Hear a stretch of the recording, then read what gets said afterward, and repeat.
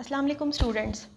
आज का हमारा टॉपिक है इंडिकेटर्स। ठीक है ना। इंडिकेटर्स बेसिकली वो सब्सटेंसेस हैं जिसको हम किसी भी केमिकल रिएक्शन के एंड पर यूज़ करते हैं। ठीक है ना। उसका एंड पॉइंट फाइंड आउट करने के लिए, ठीक है, कि हमें पता चल जाए कि हमारा रिएक्शन यहाँ पर कंप्लीट हो चुका है। ठीक है ना। A substance that undergo colour change when the reaction goes to completion. ठीक है ना। अब हर इंडिकेटर का अपना स्पेसिफिक कलर होता है जो वो डिफरेंट कंडीशंस में शो करता है। एसिडिक कंडीशन पे शो करता है या बेसिक कंडीशन में डिफरेंट कलर्स को शो करता है। ठीक है ना। सो वो जो कलर्स होंगे वो हमें शो करेंगे कि हमारा जो केमिकल रिएक्शन जो हम प्रोसीड करवा रहे हैं एसिड और बेस का, वो कंप्लीट हो गया। ठीक है ना। मोस्टली जो है इंडिकेटर्स को हम यहाँ पर एसिड बेस रिएक्शंस में यूज़ करते हैं, रिडॉक्स रिएक्शन में डिफरेंट इंडिकेटर्स को यूज़ करते हैं। तो ये हमें बेसिकली उस रिएक्शन की कंप्लीशन के बारे में इंफॉर्मेशन देते हैं बाय चेंजिंग कलर। ठीक है ना। अब कलर चेंज क्यों होता है? कलर चेंज होता है बाय द चेंजिंग पीएच। ठीक है ना। अब जहाँ पर भी, अब किसी भी, हम फॉर एग्जांपल एक एसिड बेस का रिएक्शन चल रहा है, ठीक है ना, उसके अंदर जब भी हमारे पास जो है उसकी पीएच चेंज होगी, वहाँ पे हमारे पास हमें पता चल जाएगा कि उसके अंदर डिफरेंट चेंजेस हमें महसूस होंगे, उसका कलर चेंज होगा। सो ओवरऑल कलर चेंज होगा due to the change in pH. जब हम किसी भी केमिकल रिएक्शन में इंडिकेटर को डालते हैं, ठीक है ना, तो उसकी जो पीएच है वो चेंज हो जाती है। अब हमारे पास ये एक केमिकल रिएक्शन फॉर एग्जांपल यहाँ पे हो रहा है, इसमें एसिड भी मौजूद है, इसमें बेस भी मौजूद है। ठीक है। अब इस टाइम पे विदाउट एनी इंडिकेटर डालने से पहले इसकी अपनी एक स्पेसिफिक पीएच होगी, लेकिन जब हम इसके अंदर पीएच डाल देंगे तो इसकी पीएच चेंज हो जाएगी और इसके अंदर स्पेसिफिक कलर, जो कलर है वो अपीयर हो जाएगा, जो हमें यहाँ पर जो है रिएक्शन की कंप्लीशन के बारे में इंफॉर्मेशन देगा। ठीक है ना। अब नेक्स्ट हम यहाँ पर जो है इसकी टाइप्स को डिस्कस करते हैं। तो हमारे पास यहाँ पर इंडिकेटर्स की 3 टाइप्स होती हैं। एसिड बेस इंडिकेटर है, रिडॉक्स इंडिकेटर है और एडजॉर्प्शन इंडिकेटर है। तो आज हमने सबसे पहले जो है एसिड बेस इंडिकेटर्स को स्टडी करना है। तो एसिड बेस इंडिकेटर्स के लिए तो हमारे पास यहाँ पर सबसे पहले एक थ्योरी है, उसको हम यहाँ पर पढ़ेंगे, जिसको हम कहते हैं ओस्टवाल्ड थ्योरी। ठीक है। Ostwald theory of indicator, Ostwald theory. ठीक है ना। इंडिकेटर्स के बारे में यहाँ पर ये थ्योरी दी गई है, जो कि हमें यहाँ पर इंडिकेटर्स के बारे में कंप्लीट यहाँ पर जो है किस तरह से जो है एक्ट करते हैं इंडिकेटर्स, उसके बारे में हमें यहाँ पर इंफॉर्मेशन देगी। ठीक है ना। According to the Ostwald, basically accepted theory है ये। ओस्वाल्ड थ्योरी, जो हमारे पास इंडिकेटर्स होते हैं वो, उनको हम कहते हैं कि weak acid base indicators, weak acid base indicators. ठीक है। या फिर उसको वो कहते हैं कि वीक ऑर्गेनिक, जो इंडिकेटर्स होते हैं अकॉर्डिंग टू ओस्वाल्ड थ्योरी, उनको हम यहाँ पर वीक ऑर्गेनिक एसिड्स कहते हैं, वीक ऑर्गेनिक एसिड्स। ठीक है। अब यहाँ पर ओस्वाल्ड थ्योरी के अकॉर्डिंग हम यहाँ पर जो एसिड है उसको यहाँ पर शो करेंगे HIN की फॉर्म में, फॉर एसिड। बेसिकली ये क्या शो कर रहा है? ये इंडिकेटर को शो कर रहा है, क्योंकि ओस्वाल्ड ने क्या कहा है कि जो इंडिकेटर है वो क्या है? वीक ऑर्गेनिक एसिड है। सो वीक ऑर्गेनिक एसिड को उसने यहाँ पर HIN के साइन से शो किया है। ठीक है ना। HIN, this is for weak organic indicator. ठीक है ना। अब जब हम HIN की डिसोसिएशन करवाएंगे वाटर के साथ रिएक्शन करवा के, सो इसकी जो है कॉन्जुगेट बेस फॉर्म भी यहाँ पर बन जाएगी। HIN की अब यहाँ पर सिंपली हम यहाँ पर डिसोसिएशन करवाएंगे। HIN इंडिकेटर को शो कर रहा है, एसिडिक इंडिकेटर, प्लस जब हम वाटर के साथ इसका रिएक्शन करवाएंगे, इसकी डिसोसिएशन करवाएंगे, तो हमारे पास यहाँ पर जो ये रिएक्शन होगा वो ओकर होगा। ठीक है ना। अब हमारे पास यहाँ पर क्या बनेगा? हाइड्रोनियम आयन बनेगा, H3O पॉजिटिव, प्लस यहाँ पर क्या बनेगी? Conjugate base form IN negative. So हमारे पास किसी भी जो है इंडिकेटर का जब हम एसिड या बेसिक सॉल्यूशन बनाते हैं, सो उसके अंदर हमारे पास उसकी एसिडिक फॉर्म भी मौजूद होगी और उसकी जो कॉन्जुगेट बेस फॉर्म भी मौजूद होगी। ठीक है। ये हमारे पास एसिड इंडिकेटर्स, इसके अलावा बेसिक इंडिकेटर्स भी मौजूद होते हैं, तो उसमें भी हमारे पास कॉन्जुगेट एसिड बेस पेयर मौजूद होते हैं। तो ये हमारे पास यहाँ पर क्या है? वीक ऑर्गेनिक एसिड है और ये इसकी क्या है? कॉन्जुगेट बेस है। ठीक है। अब नेक्स्ट हमने इसी को आगे इसी की हमने यहाँ पर डेरिवेशन करनी है अकॉर्डिंग टू ओस्टवाल्ड थ्योरी। ठीक है। अब मैं इस रिएक्शन को दोबारा से ऊपर लिख रही हूँ। HIN प्लस वाटर, यहाँ पे बनेगा hydronium ion, H3O positive plus IN negative. अब यहाँ पर मैं लिखूँगी KIN। ठीक है ना। अब जैसे कि हमने पहले काफ़ी सारे कॉन्स्टेंट्स पढ़े हैं, Kp पढ़ा है हमने, Ka पढ़ा है, Kb पढ़ा है। ठीक है ना। तो उसी तरह से यहाँ पर ये हमारे पास कॉन्स्टेंट है फॉर इंडिकेटर। तो मैं यहाँ पर KIN किस तरह से लिखूँगी? इज इक्वल टू प्रोडक्ट पहले लिखेंगे हम ऊपर, कंसंट्रेशन हाइड्रोनियम आयन की कंसंट्रेशन प्लस यहाँ पर आ जाएगा ion negative conjugate base form over यहाँ पर हम लिखेंगे HIN। अब मैंने यहाँ पर वाटर नहीं लिखा। वाटर मैंने क्यों नहीं लिखा? क्योंकि यहाँ पर वाटर एज अ सॉल्वेंट हम यूज़ कर रहे हैं और सॉल्वेंट को हम एक्सेस में यूज़ कर रहे हैं, ठीक है ना। तो इसलिए हम यहाँ पर, चूँकि हम एज अ सॉल्वेंट भी यूज़ कर रहे हैं और एक्सेस में मौजूद है, इसलिए यहाँ पर according to law of mass action हम वाटर को यहाँ पर नहीं लिखेंगे, क्योंकि ये हमारे पास एक्सेस अमाउंट में मौजूद है, ठीक है। अब हमने क्या करना है, इसको हम कहेंगे कि ये हमारे पास यहाँ पर इक्वेशन 1 है। अब हमने यहाँ पर इस इक्वेशन को रीअरेंज करना है। रीअरेंज करेंगे, हाइड्रोनियम आयन की जो कंसंट्रेशन है उसको हम यहाँ पर लिख देंगे बाहर, H3O positive is equal to KIN अंदर चला जाएगा, ठीक है। और concentration of organic acid indicator over यहाँ पर जो है आयोनाइज्ड फॉर्म हमारे पास आ जाएगी, ठीक है ना। तो ये हमारे पास यहाँ पर बन गई इक्वेशन नंबर 2, ठीक है। अब हमने क्या करना है, हमने जो है इक्वेशन नंबर 2 का नेगेटिव लॉग लेना है, ठीक है ना। हमने ओवरऑल यहाँ पे करना क्या है, हमने जो है अल्कलाइन सॉल्यूशन के लिए और एसिडिक सॉल्यूशन के लिए हमने pH फाइंड आउट करनी है कि हम इंडिकेटर के केस में उसको किस तरह से फाइंड आउट कर सकते हैं, ठीक है। अब नेक्स्ट हम यहाँ पर करेंगे, मैंने क्या करना है, मैंने लॉग लेना है नेगेटिव लॉग। जब हम यहाँ पर लेंगे हाइड्रोनियम आयन को तो वो आएगा pH, बेसिकली एसिडिक स्पीशी है, negative log of hydrogen ion concentration किसके इक्वल होता है, pH के इक्वल होता है, is equal to negative log KIN negative log HIN concentration और आयोनाइज्ड फॉर्म की कंसंट्रेशन, ठीक है ना। अब इसको आप नंबर दे दें नंबर 3 इक्वेशन, ठीक है, 3। अब नेक्स्ट हमने क्या करना है, नेगेटिव लॉग KIN, इसको मैं यहाँ पे अभी मैंने आपको जो है लास्ट लेक्चर में बता दिया था कि हम जो नेगेटिव लॉग जहाँ पर शो करते हैं उसको हम P टर्म यहाँ पर एक यूज़ करते हैं, P।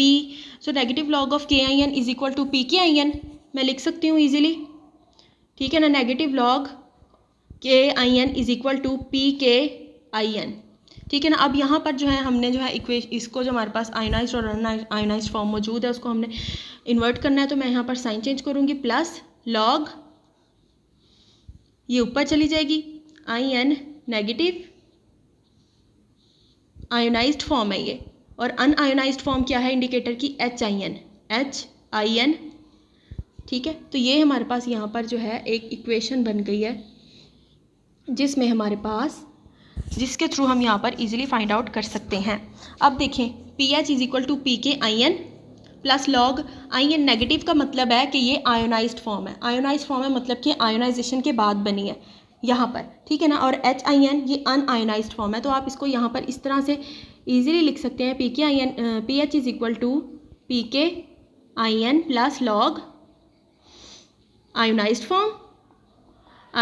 Form over concentration of ionized form over concentration of unionized form, ठीक है। अब ये हमारा यहाँ तक ये जो है इसकी डेरिवेशन कंप्लीट होगी। अब नेक्स्ट हम क्या करेंगे कि हमने एसिडिक सॉल्यूशन और बेसिक सॉल्यूशन की जो है जो pH है उसको हम किस तरह से फाइंड आउट करेंगे। तो मैं यहाँ से रेस कर रही हूँ, अगर तो हमारे पास किसी भी सॉल्यूशन के अंदर जो है, अब हमारे पास जो है ना आयोनाइज्ड फॉर्म का और अनआयोनाइज्ड फॉर्म का स्पेसिफिक कलर होगा, ठीक है ना। मैं रिएक्शन को यहाँ पर दोबारा से लिख देती हूँ, HIN प्लस वाटर है, डिसोसिएशन हमने करवाई, हमारे पास हाइड्रोनियम आयन बना और प्लस IN जो नेगेटिव बना। अब ये हमारे पास जो है इंडिकेटर है और ये इसकी कॉन्जुगेट बेस है। अब इंडिकेटर्स के केस में जो इंडिकेटर और उसकी जो कॉन्जुगेट बेस है ना उसका अलग अलग कलर होगा, ठीक है ना। यहाँ पर ये डिफरेंट कलर को शो करेगी, ये डिफरेंट कलर को शो करेगी। फॉर एग्जांपल यहाँ पर HIN कलरलेस है, तो जब मैं उसको वाटर में डालती हूँ तो हमारे पास IN नेगेटिव आयंस बन जाते हैं जिसका कलर पिंक है, ठीक है ना। तो हमारे सॉल्यूशन के अंदर पिंक कलर आ जाएगा। तो बेसिकली हमारे पास जो अनआयोनाइज्ड फॉर्म है और आयोनाइज्ड फॉर्म है उनका अपना अपना स्पेसिफिक कलर है, इसका अपना स्पेसिफिक कलर होगा, इसका अपना स्पेसिफिक कलर होगा। और अगर हमारे पास सॉल्यूशन जो है हमने एसिडिक जो है उसके अंदर जो है pH को फाइंड आउट करना है, तो हम क्या करेंगे, इज इक्वल टू PKIN। अगर हमारे सॉल्यूशन के अंदर जो है आप कहें कि हमारे सॉल्यूशन के अंदर जो है अनआयोनाइज्ड फॉर्म की जो है अमाउंट ज़्यादा है, अनआयोनाइज्ड की अमाउंट हमारे पास 91% है और जो आयोनाइज्ड फॉर्म है वो हमारे पास यहाँ पे लिख देती हूँ 91% है, और हमारे पास जो आयनाइज्ड फॉर्म है वो 9% है, ठीक है ना। तब हमारे पास क्या यहाँ पर इक्वेशन बनेगी, ये एसिडिक PKIN, अगेन ये प्लस लॉग ये वाला, ठीक है ना। अब हमारे पास जो आयोनाइज्ड फॉर्म की कंसनट्रेशन है वो 9% है हमारे पास जो सोल्यूशन पड़ा है, ठीक है ना। और जो हमारे पास अनआयोनाइज्ड है उसकी कंसनट्रेशन हमारे पास यहाँ पर 91% है।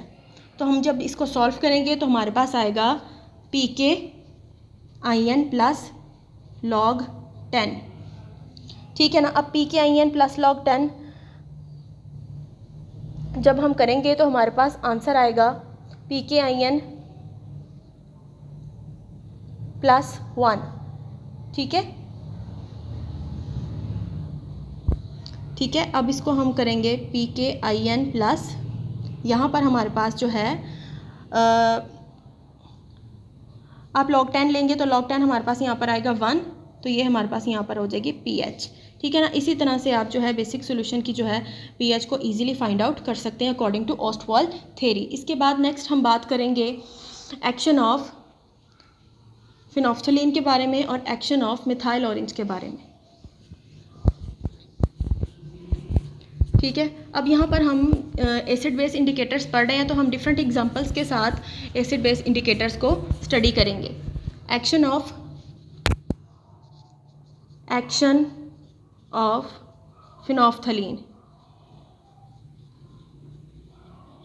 फिनोफ्थलीन, ठीक है।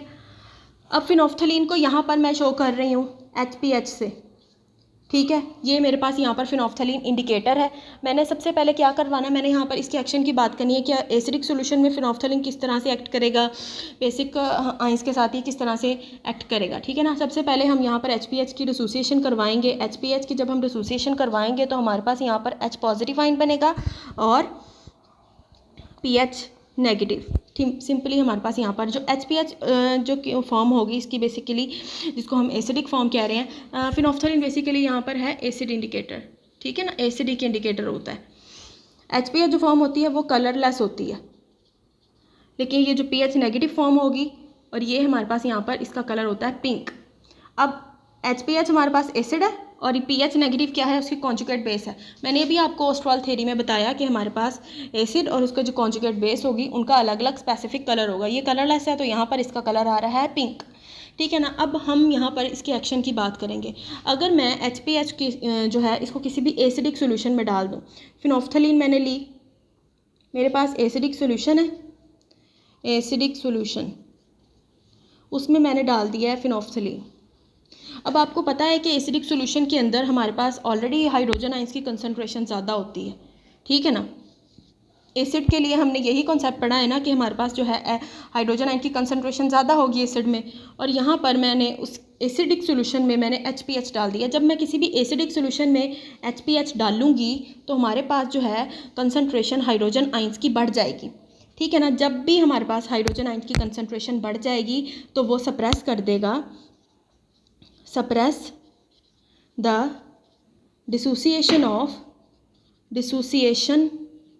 of HPH। मतलब कि हाइड्रोजन आइंस की जब कंसंट्रेशन इंक्रीज़ हो जाएगी तो हमारे पास जो फिनोफ्थलीन है उसकी जो डिसोसिएशन है वो सप्रेस हो जाएगी, और ऑब्वियस सी बात है जब सप्रेस हो जाएगी तो हमारे पास PH नेगेटिव आइंस बनेंगे ही नहीं, तो पिंक कलर प्रोड्यूस ही नहीं होगा। सो हमारे पास इन एसिडिक सॉल्यूशन HPH क्या होगा, कलरलेस होगा, कलरलेस, ठीक है।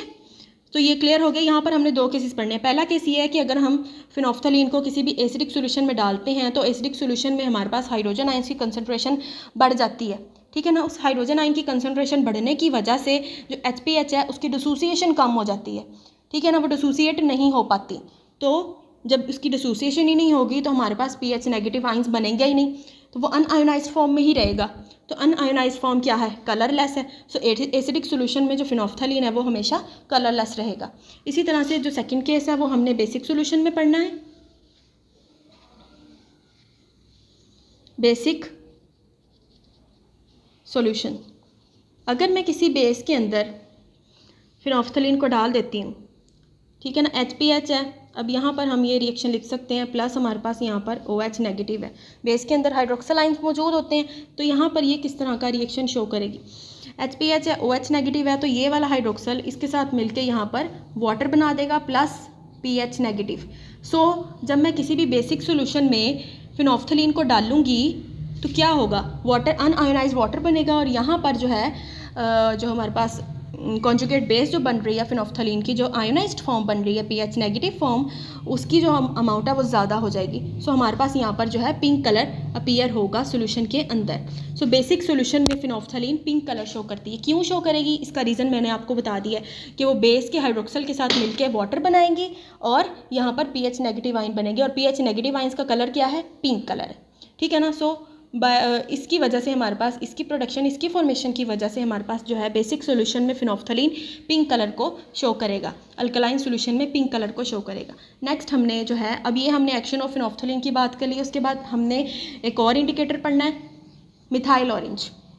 नेक्स्ट हम उसकी बात करेंगे, एक्शन ऑफ मिथाइल ऑरेंज।